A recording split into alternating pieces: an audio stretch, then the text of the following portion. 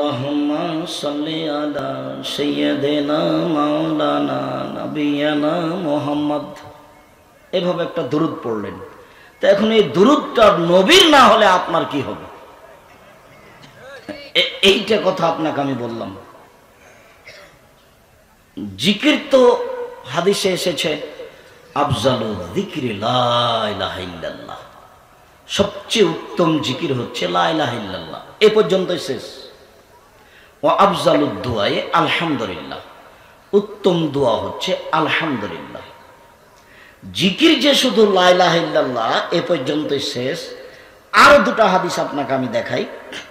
আল্লাহ রাসূল বললেন লাক্কিনু মাউতাকুম লা ইলাহা ইল্লাল্লাহ, মরে মরে জান যায় যায়, মরে মরে জান যায় যায়, এর পাশে শুধু বলবা লা ইলাহা ইল্লাল্লাহ। আবার বলছেন মান কানা আখিরু কালামিহি লা ইলাহা ইল্লাল্লাহ ফাদাখালাল জান্নাহ, কারো যদি শেষ মুখের বাক্যটা লা ইলাহা ইল্লাল্লাহ হয় তাহলে সে জান্নাতে চলে গেছে। আপনি সূরা ইয়াসিন পড়ে তার এক পয়সা উপকার করতে পারবেন না, তারই নাম বিদআত। সবাই মিলে চতুর্দিকে বসে কোরআন মাজিদ পড়ে তার কোনো উপকার করতে পারবেন না, ওটা আল্লাহর নবী বলেননি, আপনার হুজুর বলেছে। আমি আব্দুর রাজ্জাক বিন ইউসুফ 90 সাল থেকে মাঠে আছি।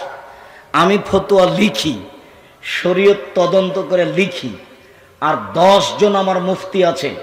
প্রতি মাসে বড় বড় মুফতিদের নিয়ে বসি। পত্রিকার নাম মাসিক আল ইতেশাম পত্রিকা। যাওয়ার সময়তে 20-25-30 টাকা দিয়ে একটা পত্রিকার সাথে নিয়ে যাবেন, আমার সাথে আমাদের সাথে যোগাযোগের জন্য। আপনার কিছু না কিছু উপকার করবই করবো ইনশাআল্লাহ। লোকটা মরে গেছে, কাপড় দিয়ে ঢেকে দেন, তো মরার সাথে সাথে কেবলামুখী করলেন কেন? এটা চলবে না। লোকটা মারা গেছে, আপনি ওযু দিয়ে গোসল দেন, তো নখ কাটলেন কেন? এখন তো নখ কাটা যাবে না, গোঁফ ছোট করা যাবে না, পরিষ্কার পরিচ্ছন্ন করা যাবে না, কেননা শ্বাস বন্ধ হয়ে গেছে। ওই বিধান এখন বাতিল। এখন আরেকটা বিধান, ওটা শ্বাস থাকলে ওগুলো বিধান ছিল। বুঝাতে পারলাম না কথা। মুরব্বী আপনাকে বলছি, ওই যে মুর্দাকে উঠাচ্ছে বসাচ্ছে, পেট চেপে পেশাব পায়খানা বের করছে, এগুলো হারাম, এগুলো করতে হবে না। ওযু দিয়ে গোসল দিতে হবে। আর এখানে যে এটা মাগুরা জেলা, আরো যে কত বেদাত আছে আল্লাহ ভালো জানে। গোসল দেওয়ার সময়তে কে যে কি করছে একেবারে ধুলায় অন্ধকার, কে একটু দেখে না। যাওয়ার সময় একটা বই নিয়ে যাবেন, বইয়ের নাম হলো মমর্ষ থেকে কবর পর্যন্ত। বইয়ের নাম কি? মমর্ষ থেকে কবর পর্যন্ত। মরে মরে এ থেকে কবর পর্যন্ত সব নিয়ম দেওয়া আছে। শেষে বেদাতের একটা লম্বা তালিকা দেওয়া আছে, এইটা বেদাত, এইটা বেদাত, এইটা বেদাত, এইটা বিদাত। আর বেদাত যদি থাকে তাহলে আমল কবুল হবে না। কথা শেষ করলাম। আবার দেখেন, পৃথিবীর মানুষ আল্লাহকে মানো মানে শিরক করো না। পৃথিবীর মানুষ নবীকে মানো মানে বেদাত করো না। পৃথিবীর মানুষ তোমার আমল বাতিল করো না মানে বিদাত করলে শিরক করলে আমল বাতিল হবে হবে। কথা শেষ করছি, রসুলের কথাটা। পৃথিবীর মানুষ আমার একটি কথা জানা থাকলে অন্যকে বলো। 2 বনি ইসরাইলের কাহিনী বলো। 3 কেউ যদি কোনো কথা আমার নামে বলে, সেই কথা যদি আমার না হয় তাহলে তার থাকার জায়গায় জাহান্নাম। হুজুর যত বড়ই হোক, পাগড়ি যত বড়ই হোক, যোগবাদ যত বড়ই হোক, রেহাই হবে না। অতএব মাগুরা জেলার উপস্থিত কয়েকজন লোককে বলে দিলাম যে ইবাদত করলে আগে দেখতে হবে ওটা নবীর কথা কিনা, সাথে সাথে দেখতে হবে যে কথাটা সহিহ হাদিস কিনা। কেননা আব্দুর রাজ্জাক সাহেব বলে গেছেন এই দেশের মাটিতে প্রায় কতটি জাল হাদিস আছে? প্রায় 3 লক্ষ। আব্দুর রাজ্জাক সাহেবের ভাষায় কতটি আছে? 10,000। তা আমাদের 2-1টা শোনাবেন, তারপরে আপনি আপনার আলোচনায় যান। হ্যাঁ শোনাবো, 2-1টা শোনাই। একটা শোনাই। ফাজাইলে আমল বই লেখা আছে আদম আলাইহিস সালাম ভারত থেকে 60,000 বার হজ করতে গেছেন, তাহলে 60,000 বছর বয়স হতে হবে। আপনি এখন প্রমাণ করেন কোথায় এই কথা? আল্লাহ তুমি মাফ করো, কেন যে এই কথা লিখলেন? কাশফ নামে যত কথা আছে একটাও ঠিক না। আপনাকে দেখালাম একটা। আল্লাহু আকবার বলার পূর্বে কোনো কথা বলতে পাবেন না, বিসমিল্লাহ চলবে না। আল্লাহু আকবার এত পাওয়ারফুল শব্দ যে তার পূর্বে বিসমিল্লাহ চলে না।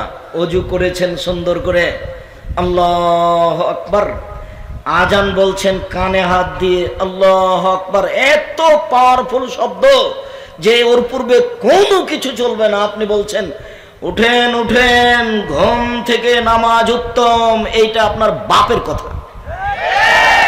চাঁপাইনবাবগঞ্জের ভাষায় এটা কি তোর বাপের সম্পত্তি? এটা হলো চাঁপাইনবাবগঞ্জের ভাষা। পৃথিবীর সারা পৃথিবীর মানুষ যদি একদিকে হয়ে যায় যে আজানে আল্লাহু আকবারের পূর্বে কোনো শব্দ বলা যাবে, তবু কিয়ামত পর্যন্ত ওই শব্দ গ্রহণযোগ্য হবে না। কেন? মুহাম্মদ সাল্লাল্লাহু আলাইহি সাল্লাম আজানের প্রথম শব্দ উল্লেখ করেছেন আল্লাহু আকবার। আমি আর আপনি ভালো মনে করে কোনো লাভ নেই। একজন ব্যক্তিকে ভালো মনে করতে হবে, যার নাম মুহাম্মদ সাল্লাল্লাহু আলাইহি সাল্লাম। আমি বলেছি করোনা ভাইরাসকে লক্ষ্য করে বাংলাদেশের মসজিদে কেন, কাবা ঘরের মসজিদে যদি 3 ফুট দূরে দূরে দাঁড়াই, কিয়ামত পর্যন্ত দাঁড়াই, তবু তার বৈধতা আসবে না। 3 ফুট দূরে প্রমাণ করার জন্য মুহাম্মদ সাল্লাল্লাহু আলাইহি সাল্লামকে আবার আসতে হবে। যেহেতু কিয়ামত পর্যন্ত মুহাম্মদ সাল্লাল্লাহু আলাইহি সাল্লাম আর কোনোদিন আসবেন না, কাজে 3 ফুট দূরে দূরে দাঁড়ানো জায়েজও হবে না। ওটা ইবাদত, ওটাকে নড়িয়ে দেওয়ার কোনো পথ নেই। একজন মানুষ দিয়ে ওটা চালু হয়েছে, তাকে দিয়েই বন্ধ করতে হবে। তার নাম মুহাম্মদ সাল্লাল্লাহু আলাইহি সাল্লাম। পৃথিবীর কোনো মানুষের অধিকার ক্ষমতা নেই সেখানে কিছু করার, তার নাম ইবাদত। সম্মানিত দিনী ভাই বোন, চলে আসলাম। অল্প সময় এক খেলে চেয়ে থাকবেন। আজ থেকে আপনাকে আমি শাবান মাসের কিছু নফল সিয়াম রাখার জন্য অনুরোধ জানাবো। আর 15ই শাবান খাস করে সিয়াম পালন করে ভুল পদ্ধতিতে আগায়েন না, নইলে পরকাল হারার সম্ভাবনা আছে। মর্মে আপনাকে আমি বিনীত আন্তরিকভাবে অনুরোধ করব। আল্লাহ তাআলা বলেন, ইয়া আইয়ুহাল্লাযীনা আমানু কুতিবা আলাইকুমুস সিয়াম কামা কুতিবা আলাল্লাযীনা মিন ক্বাবলিকুম লাআল্লাকুম তাত্তাকুন। হে মুমিন পুরুষ নারী, তোমাদের প্রতি সিয়াম ফরজ করা হয়েছে যেমনভাবে তোমাদের পূর্ববর্তীদের প্রতি সিয়াম ফরজ করা হয়েছিল, যাতে কোনো তোমরা পরহেজগার হতে পারো। অত্র আয়াতে ফরজ সিয়ামের কথা বলা হয়েছে, আর বলা হয়েছে সিয়ামের ফলাফল হলো পরহেজগার হতে পারবে মানুষ। এই ছেলে, দয়া করে ব্যস্ততা দেখাবেন না, যদিচ জায়গাটা বসার মতো নয়। আমি অবশ্য নিজে বুঝতে পারিনি যে কিভাবে এরকম একটা প্রোগ্রাম হয়ে গেল। তো যাক হয়েছে, আলহামদুলিল্লাহ। সে নিয়ে আর আমি কিছু বলতে চাচ্ছি না, কেননা এই মুহূর্তে সেটার আর আমি কোনো প্রতিকারক করতে পারবো না। তো এসেছি, আপনারা এসেছেন, দুটা কথা বলবো, এটাই সবচেয়ে ভালো হবে। তবে আপনি এক খেয়ালে চেয়ে থাকবেন, বসে থাকবেন। খবরদার, আপনার পাশ থেকে কোনো বাচ্চা যদি উঠে যায় তাহলে আপনি তাকে বসানোর চেষ্টা করবেন, কেননা তার পাশ দিয়ে হেঁটে গেলে ও আর আমার কথাটা ধরতে পারবে না। এমনভাবে এক খেয়ালে চেয়ে থাকবেন যে পাখি যেন মনে করে আপনি পাথর। আর মনে করিয়েন না যে আমি কেসা কাহিনী বলবো, এই সবজি লেখার, আপনি বাদাম খাবেন আর গল্প করবেন আর বসে থাকবেন আর মাঝে মধ্যে জিকিরে সাঁপ দিবেন। এরকম কাজ আমি কোনোদিন করিনি, আজকেও করব না। ওটা জিকির নয়। আল্লাহ রাসূল কোনো বৈঠকে বসলে 70 বারের বেশি বলতেন এই দোয়াটি, রব্বিক ফিরলি ওয়া তুব আলাইয়া ইন্নাকা আনতাত তাওয়াবুল গাফুর। প্রতিপালক, আমাকে ক্ষমা করো, আমার তওবা কবুল করো, তুমি বড় ক্ষমাশীল, তুমি বড় তওবা কবুলকারী। এ দোয়া মুখস্থ আছে।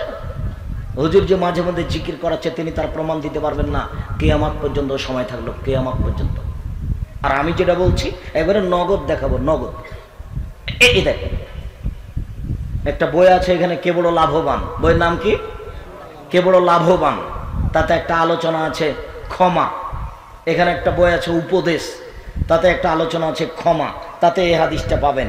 রাসূল সাল্লাল্লাহু আলাইহি সাল্লাম এরকম বসে থাকলে মাঝে মধ্যে বলতেন, রব্বিক ফিরলি ওয়া তুব আলাইয়া ইন্নাকা আনতাত তাওয়াবুল গাফুর। এই দোয়া পড়তেন। কই কোনোদিন তো হুজুর আপনাকে বললেন না। আমি বলছি, আমি আব্দুর রাজ্জাক বিন ইউসুফ। এরকম বৈঠকে বসে থাকলে মাঝে মধ্যে এই কথা বলবেন, রব্বিক ফিরলি ওয়া তুব আলাইয়া, আমাকে ক্ষমা করো, আমার তওবা কবুল করো, ইন্নাকা আনতাত তাওয়াবুল গফুর, তুমি তো বেশি বেশি ক্ষমাশীল, বেশি বেশি তওবা কবুলকারী, তুমি তো খুব তওবা কবুলকারী, তুমি তো খুব ক্ষমাকারী, করো, আমাকে ক্ষমা করো।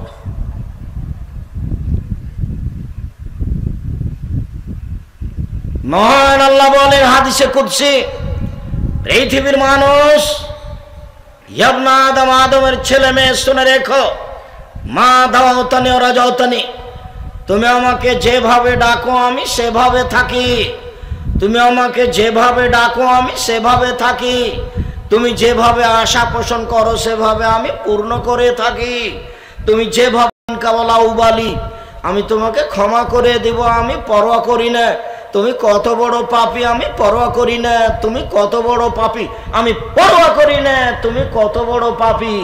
ইবনা আদম লাবালাগাত যুনুবুকা আনানাস সামায়ে, আদমের ছেলে মেয়ে শোনো, তোমার পাপ বেশি হতে হতে যদি আকাশে লেগে যায়, ফাস্তাগফারতানি, এরপরে যদি তুমি আমার কাছে ক্ষমা চাও, গাফারতু লাকা, আমি তোমাকে ক্ষমা করে দেব, ওয়ালা উবালি, আমি পরোয়া করি না তুমি কত বড় পাপী, আমি পরোয়া করি না তুমি কত বড় পাপী, আমি পরোয়া করি না তুমি কত বড় পাপী।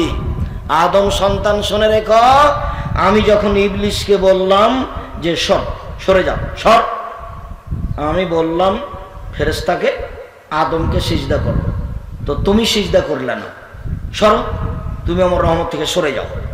তখন ইবলিস বলছে, ইজ্জাতেকা ওয়া ইজ্জাতেকা ওয়া ইরতিফায়ে মাকানেকা জালালেকা, তোমার মর্যাদার কসম, তোমার সম্মানের কসম, লাউবিয়ান্না ইবনা আদম, আমি আদমের ছেলেকে ভুল পথে নিয়ে যাবই, কিভাবে ও জান্নাতে যায় তা আমি দেখে ছেড়ে দেব, আমি জাহান্নামে যাব আর ও জান্নাতে যাবে, এটা হতে পারে না, ওকে আমি জাহান্নামে নিয়েই ছাড়বো। তখন আল্লাহ বলছেন, এই শয়তান শুন, ইজ্জাতেকা ওয়া ইরতিফায়ে ইজ্জতি ওয়া ইরতিফায়ে মাকানি ওয়া জালালি, আমার সম্মানের কসম, আমার ইজ্জতের কসম, আমার মর্যাদার কসম, লাগ ফেরান না, যতবার ও ক্ষমা চাইবে আদমের ছেলে মেয়ে ততবার আমি ক্ষমা করে দিব, যতবার আমার কাছে ক্ষমা চাইবে ততবার ক্ষমা করে দিব, দেখি তুই আগে না আমি আগে। তো আদমের ছেলে মেয়েকে বলতে হবে তো, হুজুরের পাল্লাতে পড়ে কি যে জিকির করলো, আল্লাহ ভালো। আমি আপনার দিনী ভাই, আমি বলছি আপনার ভুল হয়েছে। যদি কোনো সময় এইরকম বৈঠকে বসে কিছু বলেন, তাহলে বলবেন রব্বিক ফিরলি ওয়া তুব আলাইয়া ইন্নাকা আনতাত তাওয়াবুল গফুর। ইবাদতের জগতে সবচেয়ে দামি ইবাদত হলো সিয়াম, যদিও ইবাদতের জগতে সবচেয়ে ভিন্ন ধরনের ইবাদত হলো সালাত। সব ইবাদত নির্ভর করে সালাতের উপর।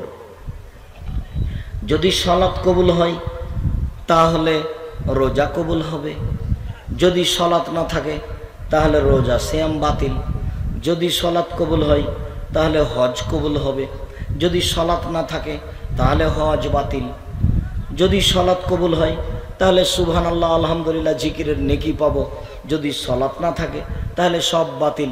সালাত এমন একটি ইবাদত যার উপরে নির্ভর করে সব ইবাদত। এরপরেও ইবাদতের জগতে সবচেয়ে দামি ইবাদত সিয়াম, রোজা। আমি কিন্তু শুরু থেকে শেষ পর্যন্ত সিয়াম বলবো, রোজা বলবো না। রোজা শব্দটি কোরআনেও নেই, হাদিসেও নেই। সিয়াম শব্দটি কোরআনেও আছে, হাদিসেও আছে। এখন মাগুরা জেলার এক মাওলানা লাভ দিয়ে উঠে, কে বলেছে রোজা চলবে না?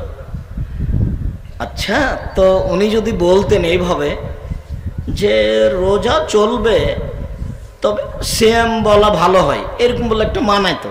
তো এবারে লাভ দিয়ে এমন ভাবে উঠলো যে মনে হচ্ছে যে একবারে সিয়াম বলাটাই অপরাধ, রোজা বলাটাই ঠিক। অথচ রোজা শব্দ কোরআনেও নেই, হাদিসেও নেই। আর রোজা আর সিয়াম এক নয়। রোজা মানে উপবাস থাকা, আর সিয়াম মানে বিরত থাকা। রোজা মানে কি? উপবাস থাকা, আর সিয়াম মানে বিরত থাকা। ফজরের আজান থেকে নিয়ে সূর্য ডুবা পর্যন্ত খাওয়া পান করা, স্ত্রী মিলন, যাবতীয় অপছন্দ কর্ম থেকে বিরত থাকার নাম সিয়াম। অপছন্দ কথা ও কর্ম থেকে বিরত থাকার নাম সিয়াম। এই ছেলে, এই ছেলেগুলি হাঁটছে মানে কি? পাশ থেকে আপনি খেয়াল করতে পারেন না? এই ছেলে বসো, অবাক হিসাব, তোমার শরম হয় না? তোমার একটা ইতস্তবোধ থাকা দরকার। আমি এখানে কোরআন হাদিসের কথা বলি আর তুমি দাঁড়িয়ে হাঁটো কি করে? তোমার একটা অংশ হয় না? তোমার একটা বিবেচনা নেই? তোমার একটা বোধোদয় নেই? তোমার একটা বোধগম্য নেই? তোমার একটা হিতাহিত জ্ঞান নাই? বেটা, আমি মনে করো আমি কাহিনী বলতে এসেছি, আমি এইসব জলের কাহিনী বলি? অতএব বিবেচনা করবেন। আপনাকে আমি অনুরোধ জানাচ্ছি, আমার একটা বাক্যের নামে 1 কোটি টাকা। মুহাম্মদ সাল্লাল্লাহু আলাইহি সাল্লামের মুখের কথা। আমি আপনার এই গ্রামে চলে এসেছি যার জন্য আপনি ভাববেন না অন্য কিছু। আমি আব্দুর রাজ্জাক বিন ইউসুফ, কথার 19 বিশ হয় না, কথার 15-20 হবে না। যা বলছি তাই থাকবে কিয়ামত পর্যন্ত। আর আপনাকে আমি একজন মুসলিম মনে করি। আপনি তো বহু দূরের কথা, হিন্দু এসে এখানে বসে থাকবে, আমি তার উপকার করবই কিছু না কিছু। সে যদি আপনার বৈঠকে 10 টাকা দান করে যায়, তাহলে তার দুনিয়াবি উপকার হবে। সম্মানিত দিনী ভাই বোন, ইবাদতের জগতে সবচেয়ে দামি ইবাদত হলো সিয়াম। কয়েক মিনিট রাসূল সাল্লাল্লাহু আলাইহি ওয়াসাল্লাম বললেন, জান্নাতের 8টি দরজা, জান্নাতে একটি দরজা 8টি। মিনহা বাবুন, তার একটি দরজার নাম রায়ান, লা ইয়াদখুলু ইল্লা সায়মুন, সেই দরজা দিয়ে সিয়াম পালনকারী ব্যক্তি ছাড়া কেউ ঢুকতে পাবে না। যখন মানুষ জান্নাতে ঢুকবে 8টা দরজা দিয়ে, তখন 8টা দরজায় ফেরেশতা থাকবেন। হজ পালনকারীর জন্য একটা দরজা আছে, ফেরেশতারা বলবেন আসেন আসেন, যারা হজ করেছেন এই দরজা দিয়ে আসেন। দানকারীদের জন্য একটা দরজা থাকবে, ফেরেশতারা বলবেন আসেন আসেন এই দরজা দিয়ে আসেন। সিয়াম পালনকারীদের জন্য একটা দরজা থাকবে, ফেরেশতারা বলবেন আসেন আসেন এই দরজা দিয়ে আসেন। রাসূল সাল্লাল্লাহু আলাইহি সাল্লামকে আবু বকর সিদ্দিক রাদিয়াল্লাহু তাআলা জিজ্ঞাসা করলেন, আল্লাহর নবী, সব দরজা দিয়ে ডাকা হবে এমন কি কেউ আছে? তখন আল্লাহ রাসূল বললেন, হ্যাঁ আবু বকর সিদ্দিক, তুমি তার মধ্যে। যাকে সব দরজা থেকে ডাকা হবে তুমি তার মধ্যে একজন। তো সিয়াম পালনকারীর শেষ ব্যক্তি ঢুকে গেলে এটা দরজা বন্ধ হয়ে যাবে, বাকি তখন খোলা থাকবে। তার মানে হজ করার পরেও দান করা দরজা দিয়ে ঢুকতে পারবে, দান করার পরেও সে ব্যক্তি হজ পালনকারীর দরজা দিয়ে ঢুকতে পারবে। কিন্তু সিয়াম পালন করা ব্যতীত এই দরজা দিয়ে ঢোকা যাবে না, এটা বন্ধ হয়ে গেছে। তখন সব খোলা। একটা যখন বন্ধ, 7টা তখন খোলা। বুঝা গেল না মনে হয় কথা? এই দরজা দিয়ে শুধু কারা ঢুকতে পারবে? সিয়াম পালনকারী। সিয়াম ইবাদতের জগতে ব্যতিক্রম ইবাদত। আপনাকে আমি দেখাচ্ছি সবচেয়ে দামি ইবাদত। উমামা বাহিলি রাদিয়াল্লাহু তাআলা আনহু বলেন, আমি রাসূল সাল্লাল্লাহু আলাইহি সাল্লামকে বললাম, মুরনি বে আমালিন, আল্লাহর নবী একটা আমলের কথা বলেন তো আল্লাহর নবী, যেটা করলে আমি জান্নাতে চলে যাব। তখন আল্লাহ রাসূল বলছেন, উমামা আলাইকা বিসম ফাইন্নাহু লা মিসলা লাহু, উমামা তুমি সিয়াম পালন করো। ইবাদতের জগতে সিয়ামের মতো কোনো ইবাদত নেই, অন্য এক বর্ণনা নাই। উমামা তুমি সিয়াম পালন করো, ইবাদতের জগতে সিয়ামের সমপর্যায়ের কোনো ইবাদত নেই। কেউ বলতে পারবে না হজ হচ্ছে সিয়ামের মতো, কেউ বলতে পারবে না সালাত হচ্ছে সিয়ামের সমপর্যায়ে, কেউ বলতে পারবে না। কেন? এর সাথে কারো মিল নেই, একটা ভিন্ন ইবাদত। মিল নেই কিভাবে সেটা একটু দেখাই। আবু হুরায়রা রাদিয়াল্লাহু তাআলা আনহু বলেন, রাসূল সাল্লাল্লাহু আলাইহি সাল্লাম বলেছেন, কুল্লু আমাল ইবনে আদম ইজাফুল হাসানাতু বিআশরি আমসালিহা ইলা 700 জিব। আদম সন্তান যেটাই করুক, আল্লাহ বলবেন ফেরেশতা নেকি লিখে দাও 10, বাড়াও 700, আরো বাড়াও। কি করলো? ফকিরকে 10টা টাকা দিল, নেকি লিখে দাও 10 নেকি, বাড়াও 700, আরো বাড়াও। কি করলো? সুবহানাল্লাহ বলল, তো ফেরেশতা নেকি লিখে দাও, বাড়াও 700, আরো বাড়াও। কি করলো? হজ করলো, তো নেকি লিখে দাও, বাড়াও আরো বাড়াও। তখন আল্লাহ তাআলা বলছেন, তবে সিয়াম হলো আমার ব্যাপার, প্রতিদান আমি দিব। কেউ সিয়াম পালন করলে তার নেকি আল্লাহ কাউকে দিতে বলেন না, আমি যদি বুঝাতে না পারি আমি অক্ষম, কি দিয়ে বুঝাই বলেন তো? গাজীর গানে বেশি বোঝা যায়। আমি তো চেষ্টা করছি যে সিয়ামের নেকিটা আল্লাহ কাউকে দিতে বলবেন না। সব আমলের নেকি আল্লাহ কাকে দিতে বলবেন? ফেরেশতাকে। এটা মনে হয় মনে থাকবে না? কথা থাকবে ইনশাআল্লাহ। তো কি দিবেন আরেকটা কথা মনে রাখেন, সিয়াম পালন করে কিন্তু 10, 12, 200, 500 নেকি পাওয়া যায় না, অন্য কাজে পাওয়া যায়। দেখবেন কেউ যদি মানুষকে মাটি দিতে যায়, জানাজা পর্যন্ত থাকে, তাহলে 1 কেরাত নেকি পাবে। মাটি দেওয়া পর্যন্ত থাকলে 2 কেরাত নেকি পাবে। 1 কেরাত হলো উহুদ পাহাড়ের সমান। উহুদ পাহাড় হলো 4 কিলোমিটার প্রশস্ত, 8 কিলোমিটার লম্বা, নিচে কত আছে মানুষ জানে না। তাহলে এত নেকি পাবে, তাহলে নেকির একটা পরিমাণ আছে। কিন্তু সেম রোজা থেকে কোনো নেকি 200-500 পাওয়া যায় না, ওর কোনো নেকি নাই। ওর প্রতিদান হলো আমি দিব। তো কি দিবেন? জান্নাত দিবেন। কথা ভালো করে বুঝাতে পারিনি। সিয়াম পালন করলে 2, 4, 5, 200, 500 এরকম নেকি হয় না, ওটার একটা বিনিময় আছে। বলেন তো সেটা কি? জান্নাত। আল্লাহ বলছেন এটা আমি দিব। তা আল্লাহ কি দিবেন? জান্নাত দিবেন। দেখেন অন্য হাদিসে আছে কুদসি, আল্লাহ বলছেন আদাতুল ইবাদিয়াস সলিহিনা, আমি আমার ভালো বান্দাদের জন্য এত উন্নত মানের থাকা খাওয়ার ব্যবস্থা জান্নাত করে দিয়েছি যে মা সামিয়াত ওজনুন, কান কোনোদিন শুনিনি এত সুন্দর জায়গা থাকা খাওয়ার হতে পারে। আমার আতায়নুন, চোখ কোনোদিন দেখেনি এত সুন্দর জায়গা থাকা খাওয়ার হতে পারে। আমা খাতারাবে কালবে বাসার, মানুষের অন্তর কোনোদিন ভাবেনি থাকা খাওয়ার জায়গা এত উন্নত মানের হতে পারে, তার নাম জান্নাত। হাদিসে কুদসি, বুখারী মুসলিম। আল্লাহ এইটা দিয়ে দিবেন। এই ছেলে, তোমার মোবাইলে তো ল্যাংটা মেয়ে নাচে, তুমি ল্যাংটা মেয়ে উলঙ্গ মেয়েকে দেখে চক্ষু ঠান্ডা করো, কলিজা ঠান্ডা করো, তারপরে তুমি জান্নাত কিনতে চাও। আমি তোমাকে দোকানে বসে আড্ডা পিটতে নিষেধ করেছি।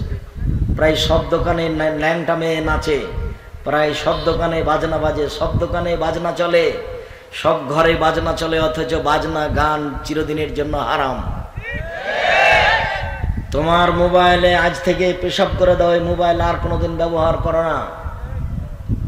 তোমার মোবাইল তোমাকে ধ্বংস করেছে, তোমার মাকে ধ্বংস করেছে, তোমার বাপকে ধ্বংস করেছে, তোমার বংশকে ধ্বংস করেছে, তোমার জাতিকে ধ্বংস করেছে। ও কত খারাপ সেটা তুমি জানো। তুমি তোবা করেছে কত শতদিন, যার মোবাইলে কোনোদিন এই ল্যাংটা বেটি ছেলেকে দেখবো না, জেনা দেখবো না। এরপরেও তুমি রাত 12টার সময় নিজেকে সামলাতে পারোনি, আবার তুমি চালু করেছো রাত 2টা 3টা পর্যন্ত তুমি এটাই করো। সেই তো তুমি যুবক, তুমি পশু প্রাণী হয়ে গেছো, তুমি গরু ছাগল হয়ে গেছো। বুঝেও বুঝে না ওরা, অন্তর আছে বুঝে না, দেখেও দেখে না ওরা, চক্ষু আছে দেখে না, শোনেও শোনে না ওরা, কান আছে শোনে না। উলাইকা কালানাম, তারা পশু প্রাণীর মতো, তারা গরু ছাগলের মতো, তারা কুকুর শ্রীগালের মতো, বালুহ মাজাল, বরং তার চেয়ে খারাপ। কই তোমাকে তো আমি বললাম, তুমি তো করনি। তুমি মোবাইলটা তো পেশাব করে ফেলে দাওনি, ওই মোবাইল তো রাখতে পাবা না। তোমার কি প্রয়োজন? প্রতিদিন কি করবে? আব্দুর রাজ্জাক সাহেব, পরীক্ষার পড়া পড়ি, পরীক্ষার পড়া মানে তুমি ধ্বংস হয়ে গেছো। 1 মিনিট পরীক্ষার পড়া পড়ো, আর 10 মিনিট তুমি ল্যাংটা বেটি ছেলে দেখো, তো ওটা দিয়ে কি হবে তোমার? তোমার বোনও তাই। তুমি আর তোমার বোন যখন থাকে না, তখন তোমার মাও তাই। বুঝতে পারো নি? পৃথিবী খারাপ লাগে বেটা, তুমি বুঝতে পারো না মোবাইল কত খারাপ জিনিস। এগুলো শয়তান এভাবে লেগে আছে। এই মেয়ে, তোমাকে বলছে, তুমি ফ্যাশন বোরকা পরে বসে আছো কেন? শরম পাও না? এই বোরকা পরে আসো কেন? তোমার মাথায় কাপড় থাকে না কেন? তুমি কি পড়াশোনা শিখেছো? তোমার একটু লজ্জা হয় না কেন? তোমার একটু হায়া হয় না কেন? তোমার একটু ইতস্তবোধ হয় না কেন? জাতিকে পাপী করে জাহান্নামের দিকে ঠেলে দিয়ে নিজেকে তুমি শিক্ষিতা মনে করতে চাও? কে বলেছে তুমি শিক্ষিতা? হাজারো মানুষ তোমার দিয়ে পাপ করে, তুমি আবার কি শিক্ষা অর্জন করেছো? নিজেকে বাঁচাও। মহিলাদের জন্য জান্নাত সহজ, 4টা কাজ করলে জান্নাতে চলে যাবে। 1, 5 ওয়াক্ত সালাত, 2 রমজান মাসের রোজা, সিয়াম, 3 স্বামীকে মেনে চলা, 4 জেনায় লিপ্ত না হওয়া, তাহলে জান্নাতের সব দরজা খোলা। আব্দুর রাজাক সাহেব প্রথম দুটো ঠিক আছে, আমি 5 ওয়াক্ত সালাত আদায় করি, ভালো। আব্দুর রাজাক সাহেব দ্বিতীয়টা ঠিক আছে, আমি রমজান মাসে সিয়াম থাকি। তৃতীয়টা স্বামীকে মেনে চলা, আমার স্বামীর মুখ খারাপ, গালি দেয়, মারে, যার জন্য আমি তার সাথে ভালো ব্যবহার করতে পারি না। আচ্ছা বুঝলাম, আপনার স্বামীর মুখ খারাপ, আপনার স্বামী আপনাকে মারে, এরপরেও আমি আপনার দিনী ভাই বলছি আপনি তাকে মেনেই চলেন। এই যে মন খারাপ করে সপ্তাহ যাবৎ কথা বলেন না, 1 গ্লাস পানি চাইলে মুখের উপরে রেখে থ্যাকস করে রেখে ওইদিকে চলে যান, তো এইভাবে থাকলে তো আপনার ইবাদত কবুল হবে না। আপনি ওকেই মেনে চলেন, আপনার জন্য ভালো হবে। আমি আপনাকে পরামর্শ দিচ্ছি, আমি আপনার দিনী ভাই, ওকে আপনি মেনে চলেন, আপনার জন্য ভালো হবে। আপনি এই স্বামী ছেড়ে দিয়ে যাকে ধরবেন সেই যে ভালো হবে তার কি প্রমাণ আছে? এরপরে বলছি, যদি মনে করেন যে এর সাথে চলবেই না, তাহলে ঝুলন্ত থাকিয়েন না, আপনি খোলা তালাক করে নেন, তাহলে আপনিও বাঁচবেন, ওও বাঁচবে। কথা বন্ধ করে মাস মাস কাটাবেন, সপ্তাহ সপ্তাহ কাটাবেন, আর বেটিকে বলবেন তোর বাপকে খেতে দেগা, বৌমাকে বলবেন তোমার শ্বশুরকে খেতে দাও গা, আর আপনি সেদিকে যাবেন না, এটা সংসার চলবে না। আপনাকে এইখান থেকে আজকেই ফিরে আসতে হবে। আমি বলিনি এই কথা, আল্লাহ রাসূল বলছেন যে আপনার ইবাদত কবুল হবে না। যতই কষ্ট হোক আপনি তাকে মেনে নেন, ভালো হবে। আব্দুর রাজাক সাহেব ঠিক আছে, 3 নাম্বারটা মেনে নিলাম, স্বামীকে আমি মেনেই চলবো। তবে আমার ছাত্রী জীবনে জেনা হয়েছিল, তো জেনা হয়েছিল, আর মোবাইল দেখিয়েন না, আর জেনা করিয়েন না, তওবা করেন, ফিরে আসেন। আল্লাহ তাআলা বলছেন অনাহা নাফসা আনিল হাওয়া, পৃথিবীর মানুষ শুনে রেখো, যারা পাপ অশ্লীল কাজকে বন্ধ করতে পারবে আমি আল্লাহ তাদেরকে জান্নাতুল মাওয়া দিয়ে দিলাম। আল্লাহর ওয়াদা। বোকা ছেলে, তোমার মোবাইলে আর কোনোদিন যেন ল্যাংটা মেয়ে না নাচে, তুমি আর কোনোদিন ভুলেও ওই মোবাইলে তুমি উলঙ্গ মেয়েকে দেখবা না। যদি কোনোদিন পরিবেশ আসে তাহলে তুমি মোবাইল ছুঁড়ে মারিয়ে ভেঙে দিও, তখন তুমি মনে করো ইন্না লিল্লাহ, শয়তান চলে এসেছে এখানে। শয়তানকে তুমি দেখতে পাও না, তোমাকে পাগল বানানোর জন্য কত চেষ্টা করছে। ও ওয়াদা করেছে আল্লাহর সামনে, জীবন বাজি রেখেছে তোমাকে জাহান্নামে নিয়ে যাবে, ও জাহান্নামে যাবে, এটা তার ফায়সালা হয়ে গেছে। কাজেই ও তোমাকে নিয়ে যাবে, এটা তার চেষ্টা প্রচেষ্টা। তুমি আর আমি বুঝতে পারিনি যে তার থেকে বাঁচার জন্য কত চেষ্টা করব। এটা তো তুমিও বুঝো না, আমিও বুঝছি না, যার কারণে ফাঁক পায়ে সবাইকে জাহান্নামে নিয়ে যাওয়ার চেষ্টা করছে। নইলে তুমি দোকানে বসে আড্ডা পিটো, তোমার বাপ মাথায় টুপি দিয়ে দোকানে বসে ল্যাংটা মেয়েকে দেখে আড্ডা পিটে, এমন হতে পারে? আব্দুর রাজাক সাহেব বারবার বাপের কথা বলছেন কেন, আমাদের খুব কষ্ট হয়, তো তুমি আর তোমার বাপ বসে আছো, তো কষ্ট তো হবেই। আমি বলেছি যে ভিক্ষা চাওয়া টাকা দিয়ে চাউল কিনে ভাত খেয়ে ইবাদত কবুল হবে, যৌতুকের টাকা দিয়ে ভাত খেয়ে চাউল কিনে ভাত খেলে ইবাদত কবুল হবে না। তো যৌতুক নিলে মাগুরা জেলার লোকেরা যৌতুক নেয় না, তো গাইবান্ধা জেলার লোকেরা যৌতুক নেই। তখন আমি বলেছি বাপ বেটা ভিক্ষা করে খাও। তখন বাপ বেটা বাপের দিকে তাকিয়ে দেখছে যে বাপ এইভাবে মুখ করে আছে, লজ্জা লাগে বেটা, কেন পরের টাকা নেও, কেন পরের টাকা নিবে, কেন কাজ করে খাওয়া, মানুষের বাড়িতে কাজ করে খাও, ভিতরে বল থাকবে, সাহস থাকবে। রমজান মাসে একটা লুঙ্গি কিনে শ্বশুরকে দিয়ে দিও, আব্বা এই নেন একটা আপনাকে আমি কাপড় কিনে দিলাম, বুকে বল থাকবে বেটা। শ্বশুরের কোনো জিনিস নেবা না, যা নিয়েছে আগামীকাল 24 ঘন্টার মধ্যে ফেরত দিবা। আব্দুর রাজাক সাহেব আমার শ্বশুর খুশি হয়ে মোটরসাইকেল দিয়েছে, তোমার শ্বশুরকে বলিও আব্বা মোটরসাইকেলটা ফকিরকে দিয়ে দেন। তোমাদের দেশে ফকির নেই, তোমার শ্বশুর তো সামনে ফকির আসলে বলে মাফ করো, আর তোমাকে মোটরসাইকেল এমনি দিয়ে দেয়। ধর্ম পাগল হয়ে গেছে, মাগুরা জেলার লোক সব বোকা হয়ে গেছে, এটা হিসাব নয়, বিবেচনা আছে, বিবেচনার দাম আছে।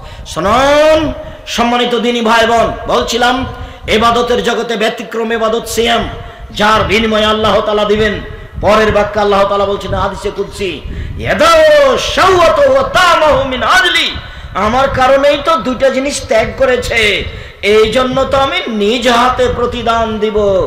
1 খাদ্য ছেড়েছে, 2 প্রবৃত্তিকে ত্যাগ করেছে, মন মতো চলে না আমার কারণে, সেই জন্য আমি তাকে জান্নাত দিব, নিজ হাতে প্রতিদান দিব।